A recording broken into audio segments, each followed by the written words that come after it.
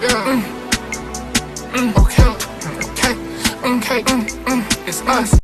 What's going on YouTube? It's your girl Lonnie Lou and I'm back with a video for you. Okay guys, today we have a really different video. Well, this is like the first time I'm doing a video like this, so it's different for me. But I definitely want to make more and like update as my life goes on. But today I'm gonna be like being vulnerable with you guys and like telling y'all how I'm trying to become a millionaire at 21 years old right now, and like what I'm doing, the steps that I'm taking daily to retire shit early as fuck before my parents. Like I really do want to retire super early. Well, not retire, but like have M's, nigga. So I'm just gonna like be telling y'all the steps that I'm doing, and like maybe every year probably like update it and see like what I'm doing differently if I'm looking back in retrospect like, oh, that was dumb. But yeah, I was thinking about it like when I was with my clients. I'm like, I just want to tell the world how I'm trying to become a millionaire before I become a millionaire. And like, I don't know, I just, okay, anyways, this is my journal anyways, y'all know this though. But I would say the first step that I'm taking is investing, of course. Hello. Anyways,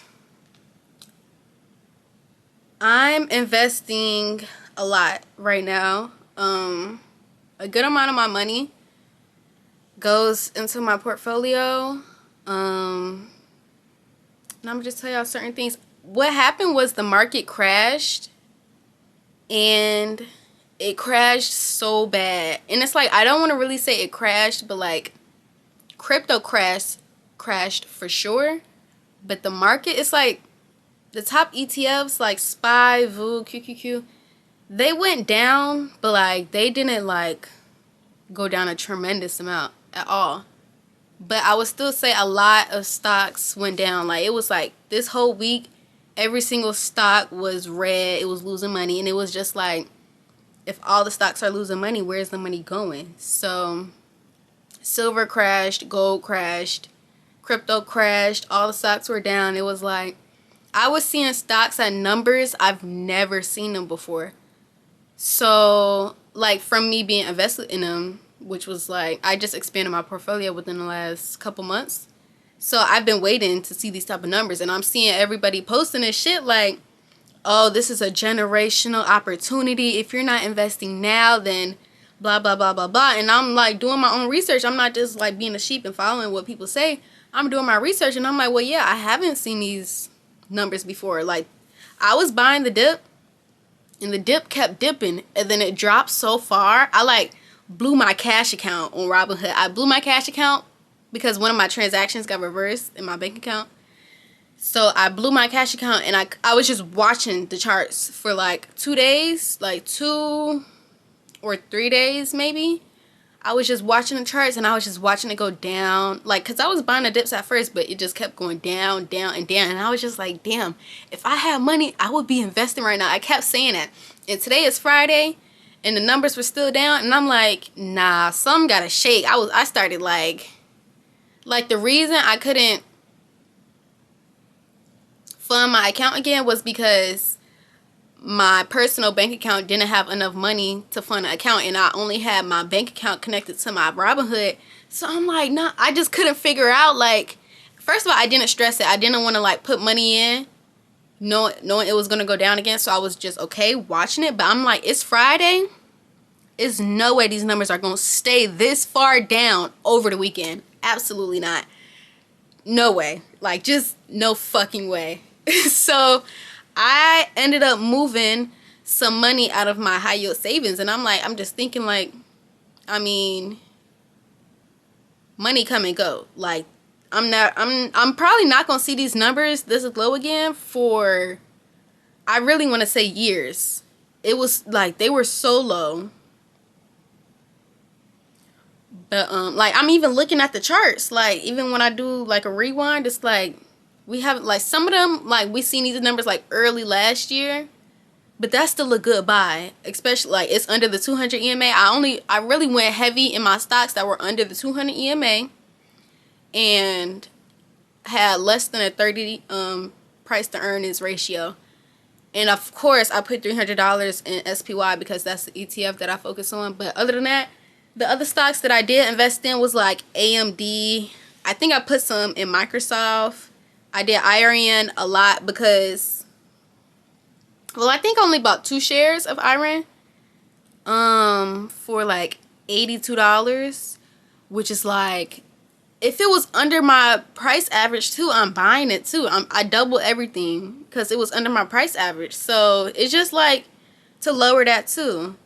LMT wasn't low, but I bought it because the whole market crashed and LMT stayed up. So I was like, and it's a defense stock. It's with securities and defense and like military and stuff. So I'm like, we have to feed our strong soldiers too.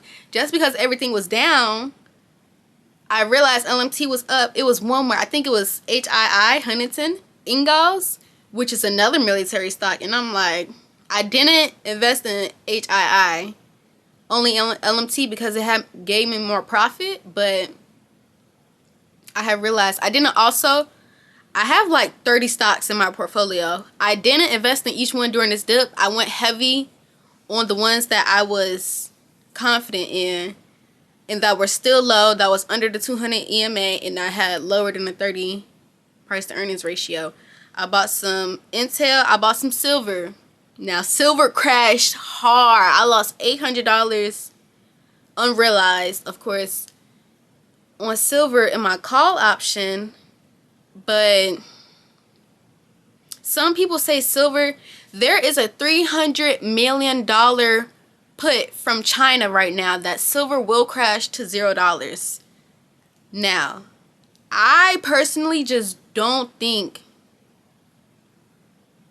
silver is going to crash to zero. Like, just absolutely not. America's just not going to let that happen. Other silvers are higher than our silver. Like, our market just went down. Our dollar crashed, crypto, everything went down for our market. I think the other markets, international markets, were still up though. So we knew it had to do like something with manipulation because it just didn't make sense. The way silver crashed too, silver crashed so hard that like it looked like fake. Like, I would not be putting $1,000 into a call option for silver if I thought that it was gonna crash so hard. It crashed so hard. Like, I lost like 80% of it. So it's like, for that to happen, I bought some more at $66, something like that. I bought some more at $66, and I believe silver will go back up because it don't make sense. It's a precious metal. We need silver for microchips. We need silver for so many things that are fundamentals for how America runs. So I don't think that silver will crash to zero. He has made probably he's up 15% from his put option, but he need to go ahead and sell it because it's not gonna crash to zero. I would be like, you know what? I would just honestly take that shit to the chin, charge it to the game. Like, that would teach me a lot. Like, silver crashed. Bitcoin crashed. It's still crashing. I think it will still go down. But Bitcoin did reverse today. Like last night after hours, it did reverse. And I put some money in Bitcoin too. Not too much because I went heavy in everything else. But because Bitcoin is still like, I still thought it was going to go down. I still think it might go down next week. So I was like, iffy. I was iffy about XRP too. My average price is like 2.4. And I seen it drop all the way to 1.1. And I'm like, that crypto, I don't know. Like, I lost a lot of money on XRP. And I'm just like, am I really confident in them? And maybe I just don't do enough research about XRP. I did buy that a long time ago because someone told me to. But I just don't know enough about XRP. And I hear a lot of bad things about it. So I need to do more research before I pour more money in there. But Bitcoin, I think Bitcoin is a great buy. So I did buy some. Not even that. Probably not enough for it to even do shit, but shit, I put the money in. Just a little fuck, whatever. But yeah, I invested in SPY, AMD. I think I put some Meta in because it was like $50 under my price average. So I bought some of that too. IREN, LMT, silver, and some Intel. I think that is it. I know I probably bought some more, but it's so much in my portfolio. I was just looking at what I've lost the most money at. If it was under the 200 EMA, if it was under the 30-day price earnings, I would buy it. Maybe like put a little sprinkle money in. I might just match what I already got in my equity. I might just match my equity what I already got. But yeah, that's what I did initially. And then last night I was doing some research. Like,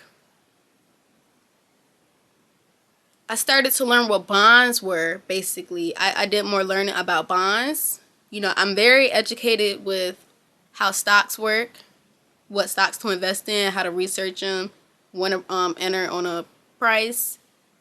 You know, things like that. I learned about stock options. I know what calls and puts are. I know what a spread is. I know all of that. I know ETFs, regular companies. I know a lot about those two things. I'm always open to learn, but I know a pretty good amount. Like, I can open my own call options or stock options or whatever I feel confident in to make money. But I'm still up for the year too. Now, this unrealized deficit that I'm in, we're not gonna talk about that. I believe that silver, my expiration date is May. If silver don't go up, $125 call, it's at $66. If it don't go up a little bit by May, I believe in you, silver. Come on. We're not going to talk about it, though. It's okay. Trust me. But, y'all, I'm making this video real quick before I even do my client. This is, like, quick content. But I basically started to learn what bonds were. I just love to be educated in more things. If I'm reading something, I'm watching a YouTube video and they talking about bonds, and I'm like, now, what is a bond? Because I heard of it. I know you invest in them, but what is it? So basically, bonds are you loaning a company your money and they pay you for you to have it in. They pay you for you to keep your money in their company. It's a loan and they pay you for it, and then you get it back whenever the, what is it called, maturity date is over. So the difference between stocks and bonds were, stocks is a share of a company. You own part of a company, and depending on how much you own, you have a right or say or so whatever the company got the fuck going on. Something like that. Okay. Bonds are you loaning the company your money, and they paying you for, you know, for the loan. And they're typically more safer. And I started to do more and more research, and I realized, like, okay, me heavily investing in bonds is not the smartest idea as a 21-year-old. Investing in stocks and growing that and compounding it and then putting it in a bond would be more beneficial. And that's because bonds can pay you, depending on what the bond is, like, they'll pay you a good amount. I think it's called a it's some type of ratio. I know it's a SEC. I think the one I was in, or the one that I wanted to buy, is the SEC ratio. Let me see what it's called though.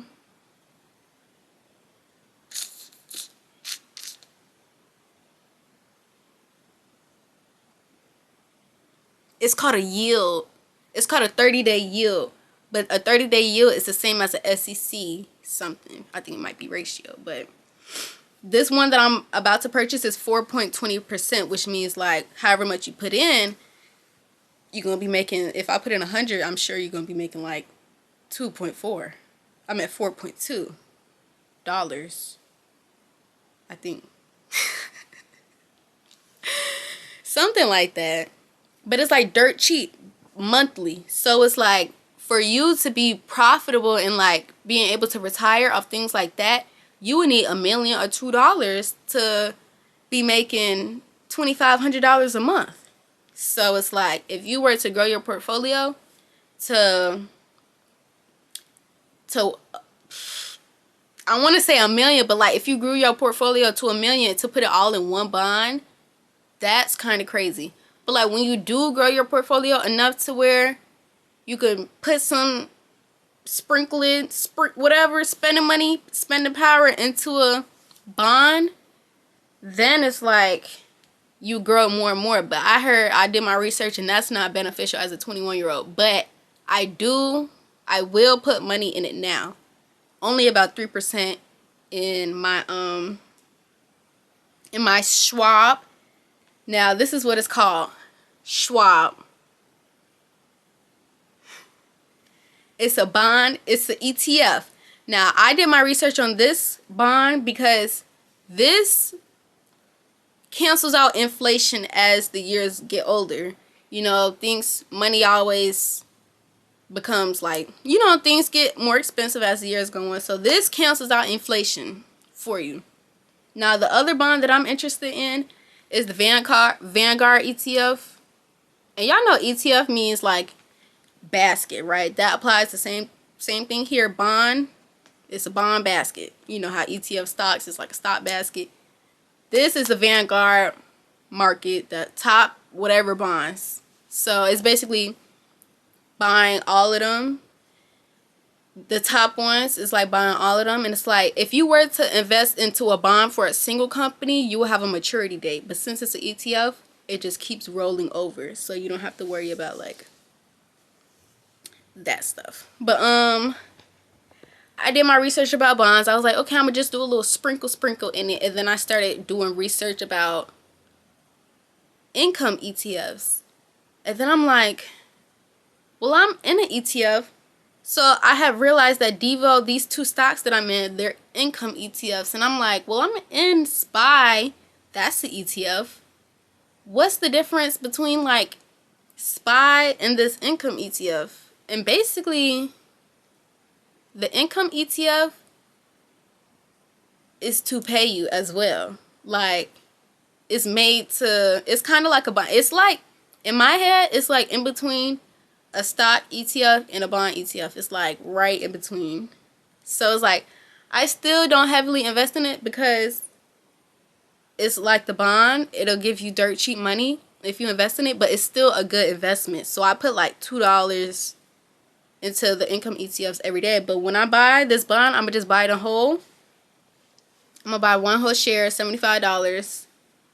And I'm probably just leave it like that for a good amount. And every time I get some spending power, I'm going to just drop a little something in there. And then I'm going to keep doing it. And, you know, I kind of do the same with my high yield savings. It's like the same APY, I think I have like a 3.4 APY on my high yield savings. And like, it just accrue money. And honestly, that's why I took the money out of my high yield savings and put it in my stock portfolio, because I just thought about it. I'm like, instead of me taking money out of my business bank or my personal bank, I'm going to take it out of my high yield savings, because that money in there is like, it just in my head was free money. I'm like, this money that's in here, like it accrued already. It's like they paid me to keep my money in there. So yeah, I'm about to put it in the stock market and it's going to pay me more. So, and then I didn't really hesitate to take it out either, because it's like my equity in my head will still be the same. If I'm buying all these stocks at such a low price, and I don't think they'll like drop this low anytime soon, I know that equity is going to be that same price or more. So the $1,500 that I did take out my high yield savings, I'm like, it's still going to be $1,500 just somewhere else accruing, probably more. And I will, you know, I'm going to have to build that high yield back up, but like, it's okay. Money come and go. That's what I had to keep telling myself. And I was just like, I'm not going to have this opportunity. I don't want to say ever again, but it's definitely like a very good opportunity. Like, even me being a newer investor, like I've only been studying this shit for a little over a year, maybe a year and a half now. stocks at least. I've been invested for longer than that, but I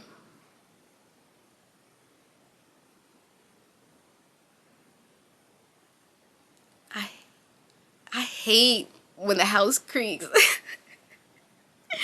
I hate the house noises when it be cold and like the house start making all the noises. I hate it. Okay, because I'm home alone right now and Cherry not here. But yeah, I'm investing lightly right now into income ETFs and my bonds when I do buy them. Just gonna sprinkle money in them when I can. But my income ETFs, I do kind of put a little bit more and more in them because they still depend on price movement. Like they pay you.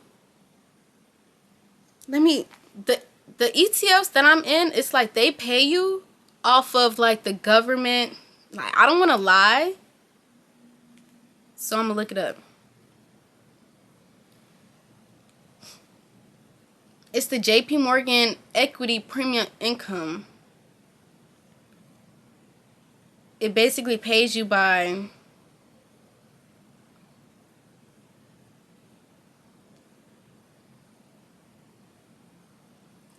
it's like sometimes they pay you by the stock premiums. I think that one pays you by the premiums that they collect from stock options. And then Divo, D-I-V-O, they pay you by like something else. But however that stock makes their money, they pay you for having the money in there. So it's kind of like a bond. It's still risky like a stock. So it's like right in the middle in my head. But what else am I doing? I mean, that was like the biggest thing that I did. I mean, every time that I invest, I'm taking like hard cash out. If I just did a client, I'm going, okay, put $300 in the stock market. It's like cash. But like me taking money out of my savings account was different. But like, I think it was worth it.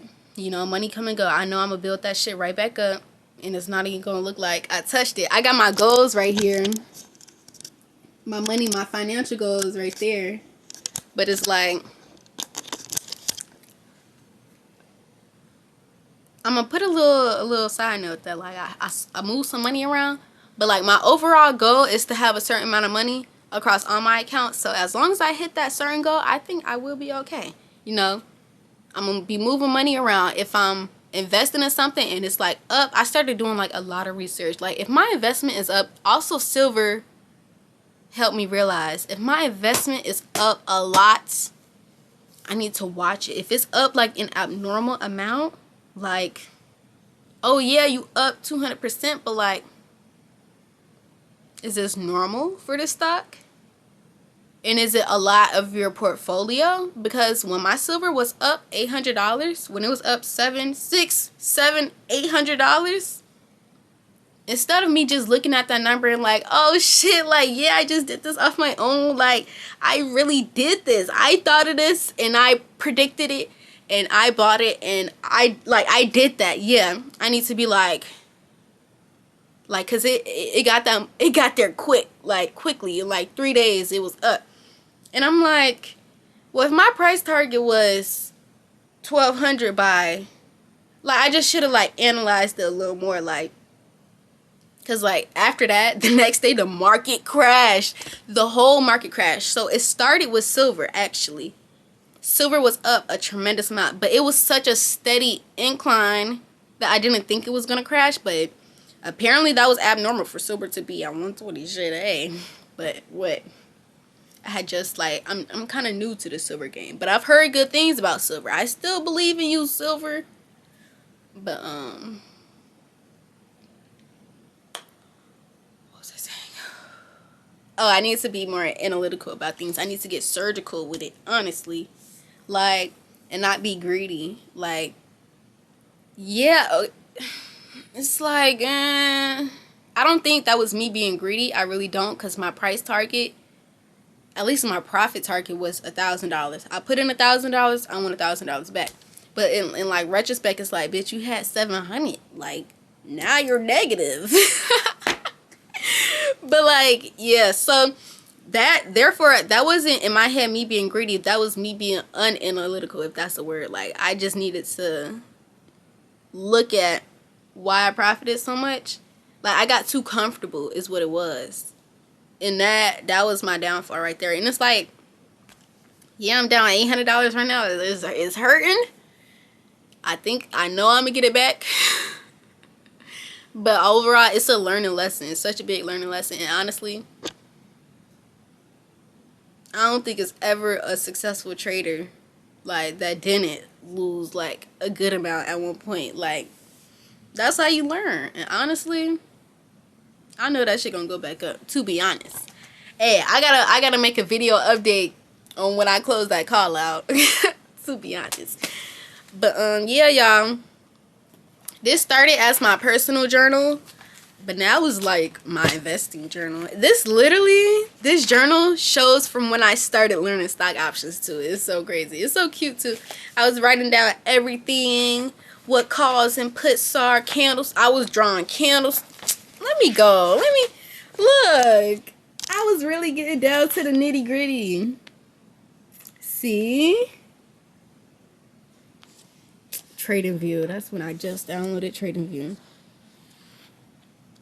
The different types of candlesticks, trend lines. Like, this is like when I first really started getting into it. Really. Let me see. We don't use the Fibonacci tool. The only indicators that I use is the 200 EMA that I told y'all, the VWAP, when it's like quicker trading. Like, use the 200 EMA when you're investing long term. At least I do. Use VWAP when you're trying to get in entries for my swing trades. And other indicators. I think that's it. My VWAP and my 200 EMA. Yeah. But shit. What else have I learned and what am I doing to become a millionaire? One big thing, y'all know I'm a traveler. Well, I don't know if y'all know. I don't know if you know. But everybody that know me know I'm a traveler, bitch. I'm always somewhere. You call me, I'm going to be like, yeah, I'm in Mexico right now. I was bored. So, I think that is just going to have to stop right now. That's probably my biggest sacrifice. Like, I don't know if that sounds bougie or not. Like, oh yeah, I'm going to have to sacrifice traveling to fucking become a millionaire. But I'm still like, hey, I just, don't get me wrong, I just paid for a trip. I just paid for a trip to Mexico, actually. But that's my only trip until my birthday, unless I really didn't like been moving money. Okay, so I get this trip in March next month, and then my next trip I'm not planning until August. So, and trips home don't count for real. So I mean, yeah, I'm not buying fast food. I'm just really like being intentional about where I put my money at, and I'm working so hard. I really am working so hard. I do research every day. I have no credit card debt other than like my car loan, my student loans, and my medical loans. I don't plan on getting a credit card or using one.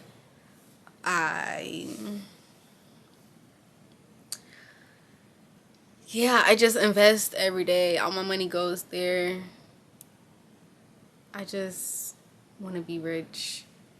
But the biggest thing is that I learned and that I wanted to say in this video was that when you put your money in these bonds and income ETFs, they pay you, and that's how you become financially free. But the only way to get that $1 million, $2 million, $3 million that you can be retired off of into your bond or income ETF, you need to grow your stock portfolio, and you need to buy these dips, because when they go up, you're going to be missing out on so much money, like so much. So I guess I just wanted to record this video to show you guys that I took money out of my savings account. But like, I feel like that was such a smart move, because like, yeah, I'm going to have to pay tax on it when it's tax season come around.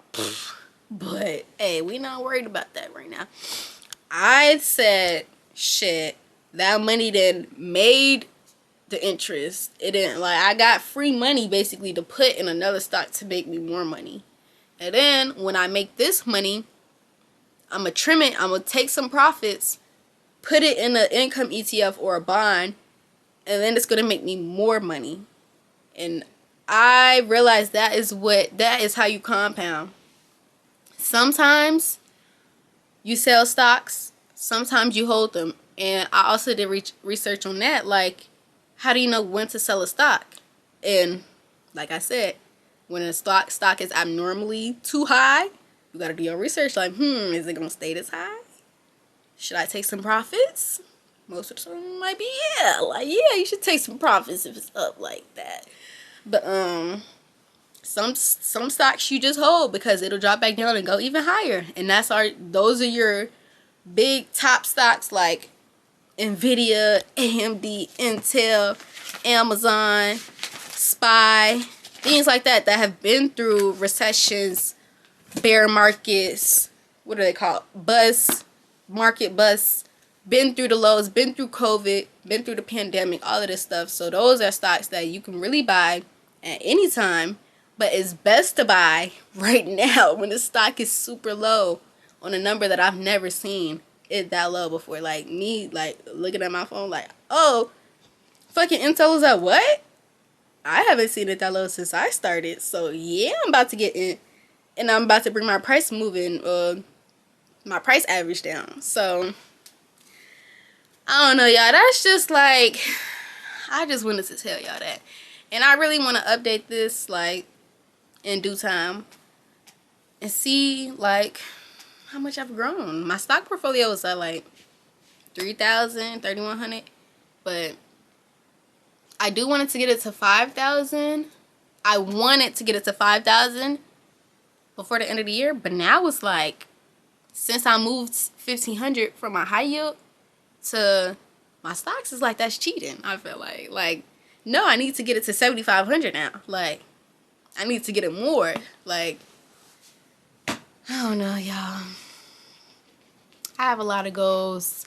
Outside of my financial goals, I want to start selling clothes, grow my clientele, stay up with my content, show y'all my life. Y'all, why did I just find a video of me when I was like 9, 10, 11 years old? And I'm doing the same thing that I'm doing now, vlogging, dancing, showing y'all how to make things, and like just, you know, overall being myself. But that's nothing new. But yeah, that's it. These are just steps that I'm taking right now because I know I'm gonna be a millionaire in due time.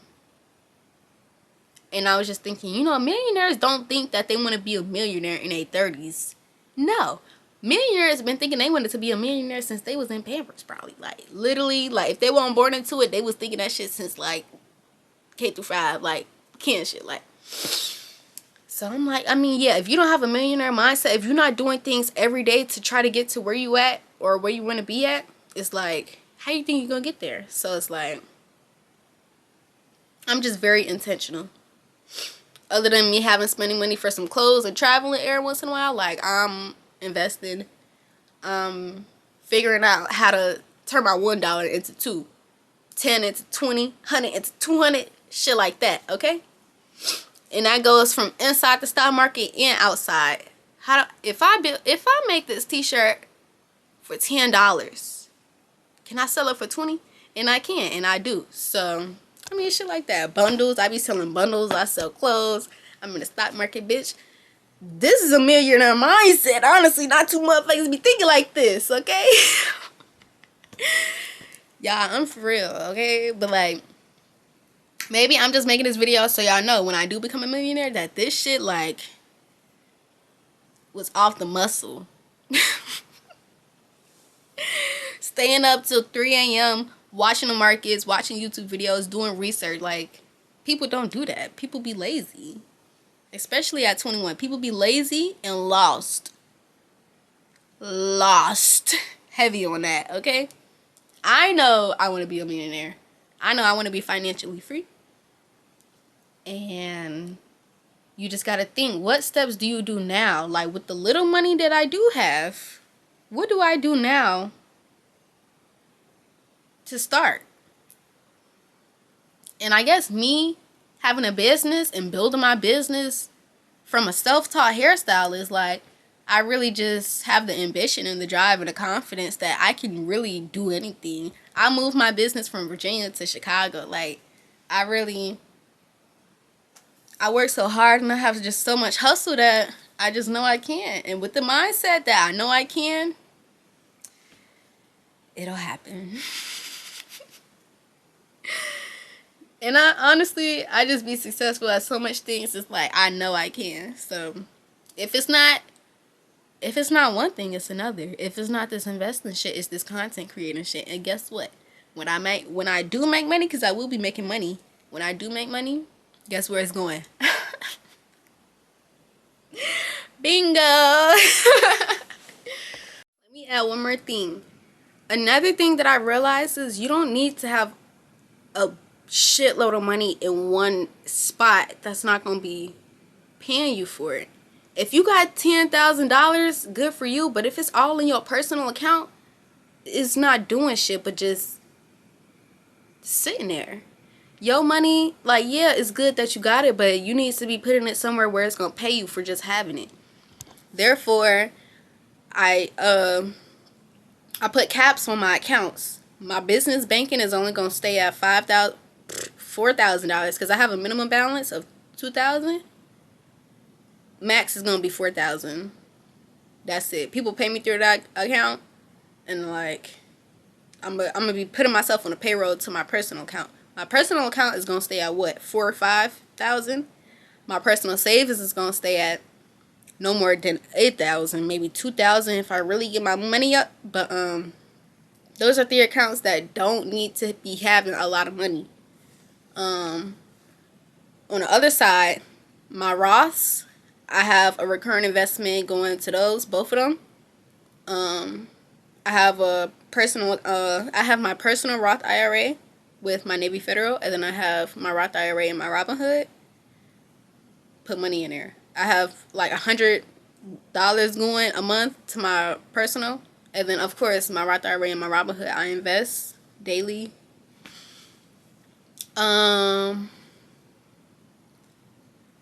What other accounts do I have? Let me look.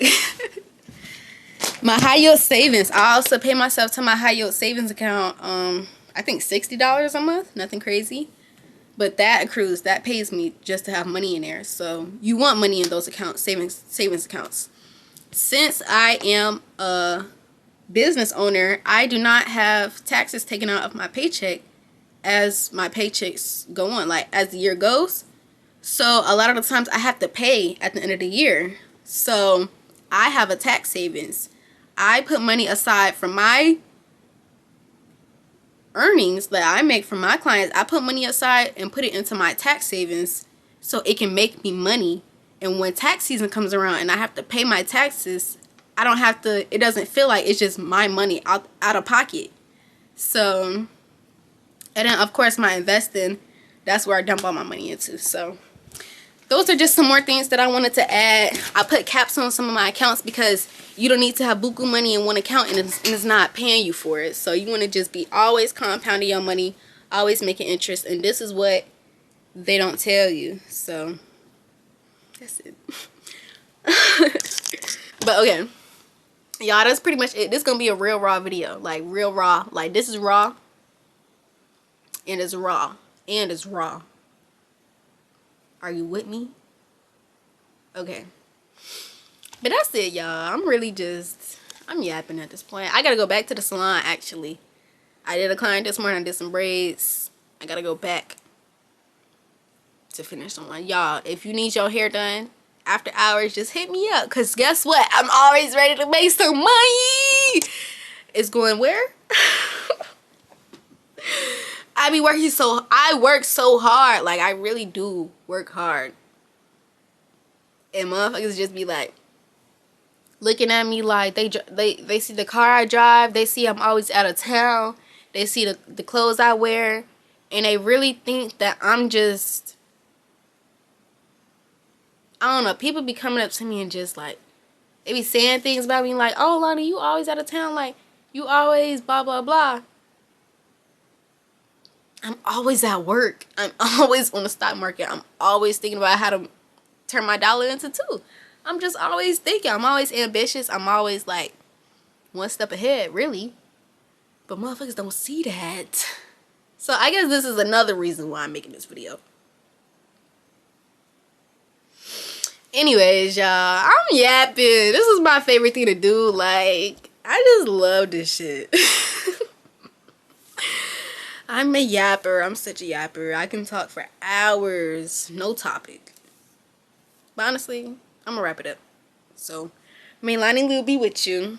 Do some investing today. Do some research on... Change your life today. Today. Right now.